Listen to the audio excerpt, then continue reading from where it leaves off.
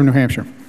Mr. President, I wanted to rise to speak on this bill also. This is such a complex piece of legislation. It's difficult to debate in a sense that it is understandable because there's so much so much of a technical aspect to the bill. But let's start with the purpose, or what I believe our purposes should be. Our purpose, of course, should be, one, to do as much as we can to build a regulatory regime which will reduce the potential for another event, the type of which we had in the end of 2008, where we had a massive breakdown in the system, the financial system of this country, and as a result of huge systemic risk being built into the system, which wasn't properly regulated and certainly was not handled correctly by either the financial institutions or by the Congress. Congress maintains a fairly significant responsibility for the meltdown that occurred in the end of 2008 for the policies that we had running up to that period in the area of housing. That should be our first goal. Prospectively, trying to reduce systemic risk as much as possible in the system through putting in place policies which will do that and accomplish that. The second goal should, however, be that we maintain what is a unique and really rare strength which America has, which is that we have the capacity as a country to create capital and credit in a very aggressive way so that entrepreneurs who are willing to go out and take risks have access to capital and credit, and that creates jobs and that creates the dynamics of our economy. And we shouldn't put in place a regulatory regime that overly reacts and, as a result, significantly dampens our capacity to have the most vibrant capital and credit markets in the world, while still having a safe capital and credit, safe and sound capital and credit markets. Now, the bill that the senator from Connecticut is bringing forward, I presume, is going to have a lot of different sections in it. I just want to focus on one because it's become the point of significant contention, and that's the derivatives section. Derivatives are extraordinarily complex instruments, and there are a lot of different variations of derivatives. They're basically insurance policies on an underlying product that is occurring somewhere in the economy. And their notional value is almost staggering. $600 trillion of notional value out there in derivatives, which is just a number that nobody can comprehend. But you can understand that it's a pretty big issue. Notional value means, of course, that if everything were to go wrong at the same time, you'd have $600 trillion of insurance sitting out there that had to be paid off. That's not obviously ever going to happen. But the fact is, it shows the size of this market and what its implications are. And all sorts of different elements in this market. It's not one monolithic market. It's not even 100. It's thousands, tens of thousands of different and various things are having derivatives written against them, although they divide into pretty understandable categories. Within the bill that came out of the Agriculture Committee, there was well, for lack of a better word, an antipathy expressed towards the entities which presently manage the derivative markets in this country, which are essentially the large financial houses. And there was an equal antipathy expressed relative to the entities that use these derivatives, including large amounts of manufacturing companies in this country, people who are dealing with financial debt instruments in this country, people who are dealing with the housing markets in this country. It was almost as if somebody sat back and said, we really dislike these folks, and we're going to put in place a regime which will sort of gratuitously penalize them for the business that they do because we just don't like it. It's too big, it's too complicated, and I think the people who wrote it felt it wasn't understandable, and therefore they decided to put forward proposals which will fundamentally undermine the capacity to do derivatives in this country. Is that bad? Yes, it's very bad, because derivatives basically are used for the purposes of making commerce work in our nation, of making it possible for people to borrow money in our nation, of making it possible for companies to sell overseas in our nation, making it possible for people to put a product in the stream of commerce and presume that when they entered into an agreement on that product, The price will be not affected by extraneous events such as the fluctuation in currency costs or fluctuations in material costs. So it's really critical that we get the derivatives language right. Now, there needs to be a significant and new look at the regulatory regime of derivatives. And the essence of the exercise should be transparency, maintaining adequate capital for the counterparties and margins, liquidity. That should be where we focus our energy, trying to make sure that the different derivatives products that are brought to the market are as transparent as possible and also have behind them the support they need in the form of collateral, capital, and margin to if something goes wrong, be paid off, for lack of a better word. This proposal, however, as it came out of the Agriculture Committee, doesn't try to accomplish that. Rather, it tries to essentially eviscerate the use of derivatives as products amongst a large segment of our economy. It sets up something called Section 106, where it essentially says that the people who are doing derivatives today, which are for most part large financial houses, must spin those products off from their financial houses. Now that sounds in concept like a reasonable idea, especially if you were in Argentina in 1950 and working for the Perón government. But as a very practical matter, it's a concept which will do fundamental harm to the vitality of our economy. Why? Because you won't have a lot of derivative products in this country that will be able to pass the test of being spun off. You don't have to listen to me to believe this. Let me just quote from a message that was sent to us by the Federal Reserve, which is reasonably fair arbiter in this exercise. They really don't have a dog in this fight other than financial stability of our country. Section 106, this is the Fed talking, not me, would impair financial stability, and strong prudential regulations of derivatives would have serious consequences for the competitiveness of the United States financial institutions and would be highly disruptive and costly both for banks and their customers. That's about as accurate and as succinct a statement as to what the effect of this section would be as I could have said. I didn't say it. Nobody would probably believe me. The Fed said it. The fair arbiter said it. And why did they say that? Well, it's pretty obvious if you know anything about the way these products work. But essentially, if you spin off these products, you're going to have to create entities out there to replicate the entities that they were spun off of. So if a large financial institution is now doing derivatives, and you spin the derivatives desk off, the swap desk off from that financial entity, that spun off event is going to have to replicate the capital structure of the financial institution, which was basically underpinning the derivatives desk.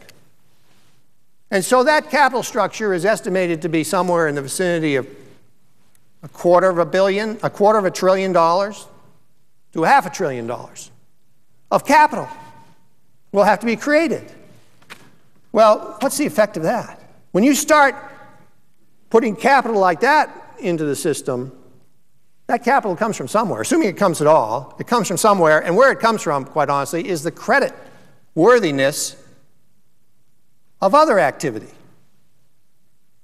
It's not new capital.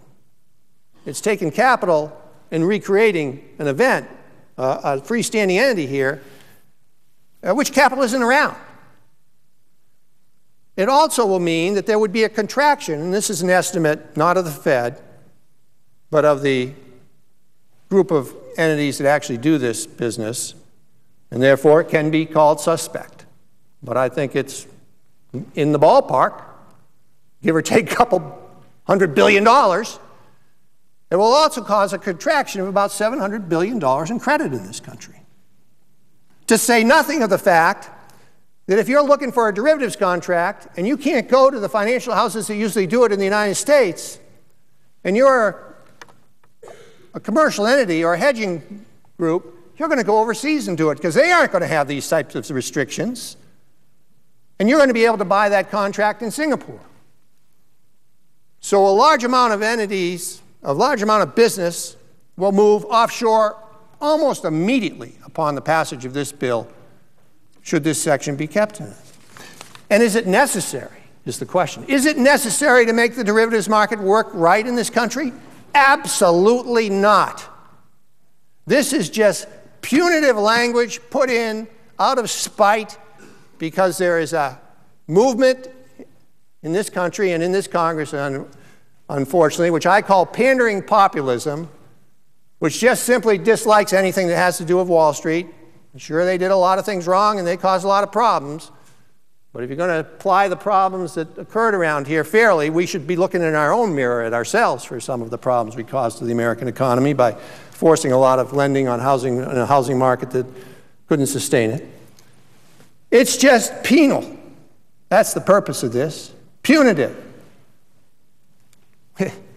And in the end, it's going to cut off our nose to spite our face, because it'll be our credit that contracts, and it'll be our business, and business can be done and could be done in a very effective way here in the United States overseas.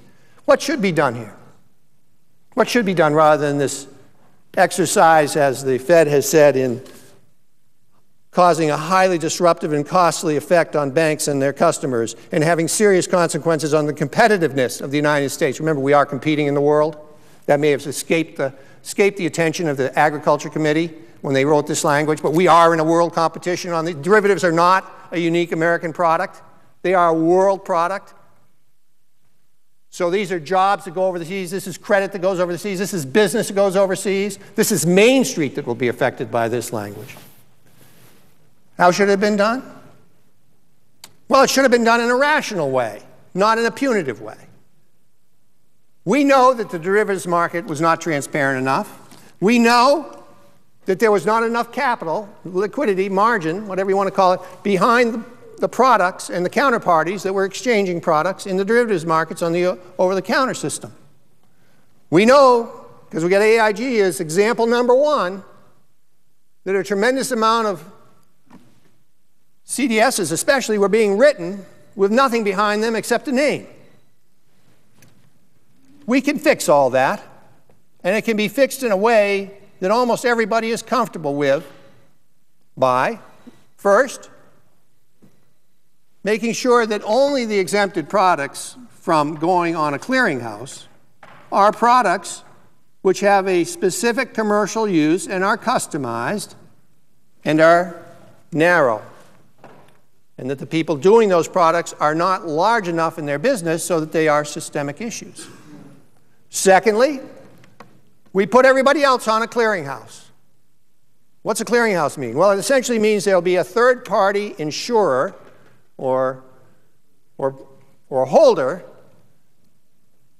of the basket of assets necessary to support the derivatives contracts, so that we are fairly confident that when a trade is made on a clearinghouse, the counterparties have the liquidity and the margin behind their positions to support their trades.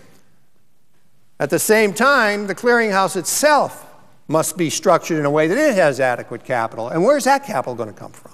Well, it can only really come from one place, really. It comes from the people who trade in these instruments. They're going to have to put up the capital. And the regulators, SEC, CFTC, will have direct access to controlling and making sure that that capital is adequate in the clearinghouses, and making sure that the clearinghouses are adequately monitoring the contracts.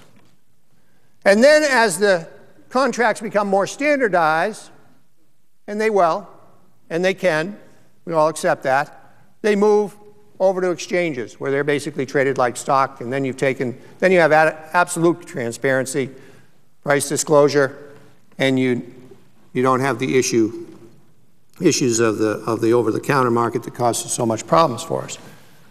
And that will happen.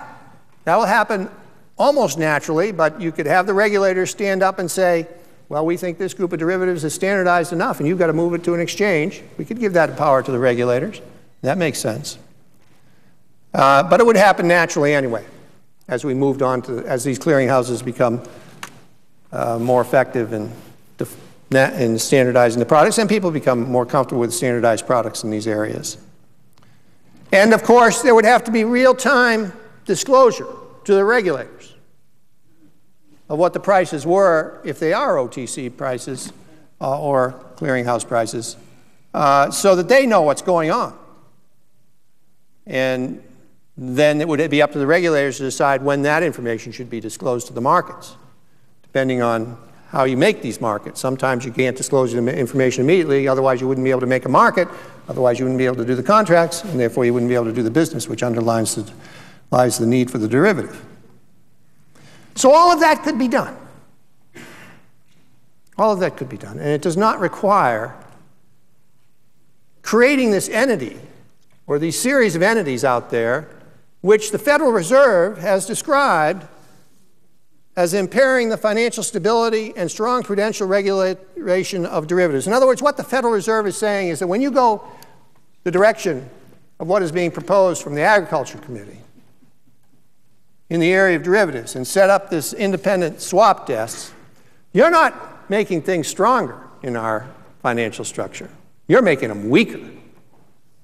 You're significantly reducing the strength of the regulatory arms that guide derivatives or oversee derivatives. And you're also, as I mentioned earlier, creating an almost guaranteed to fail situation relative to the need for capital to support these derivative transactions.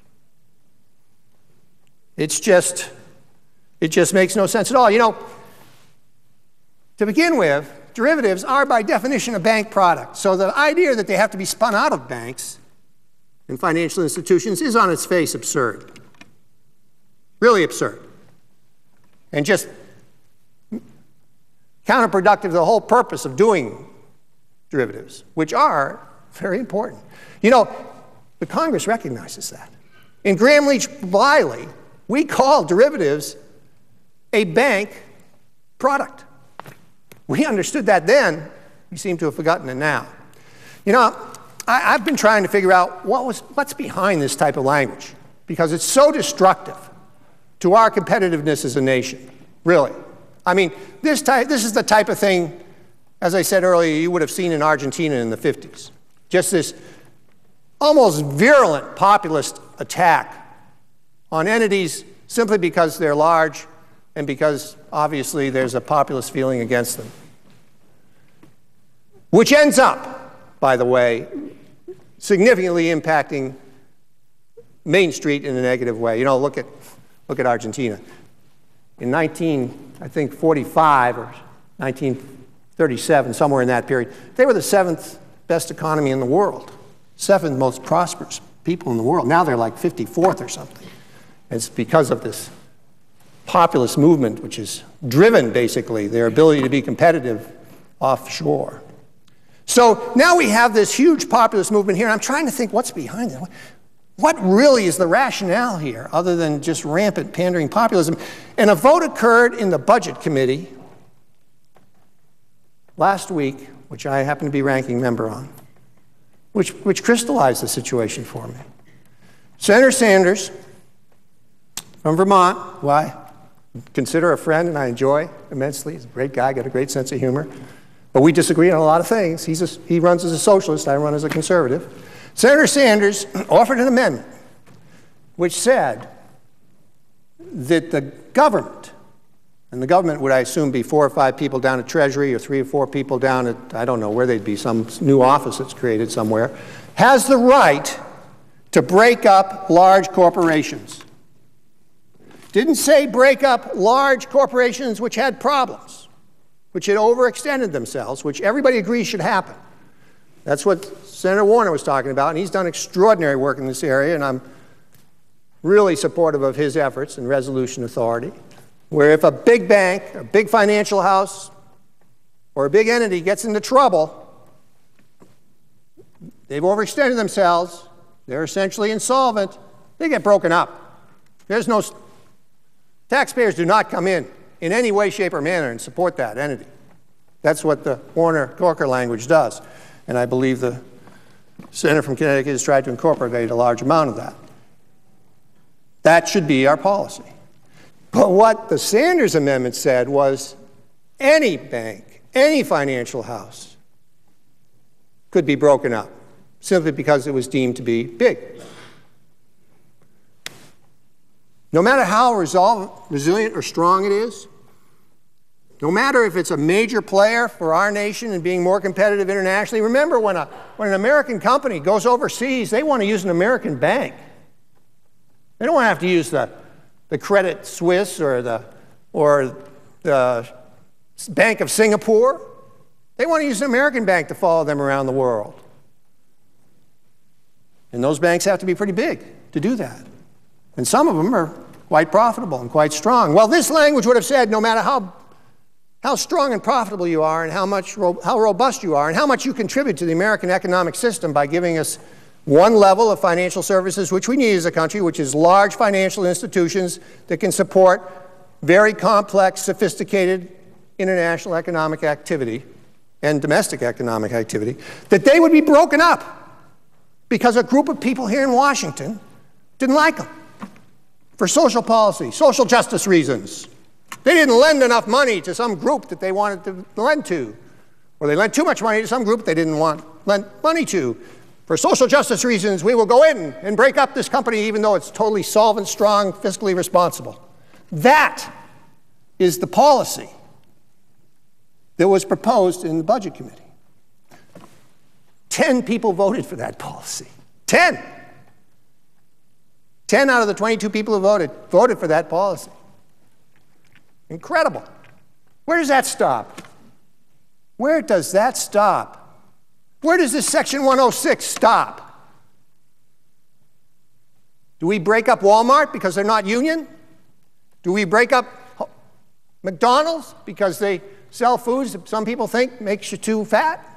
Do we break up Coca-Cola because they have too much sugar in their products?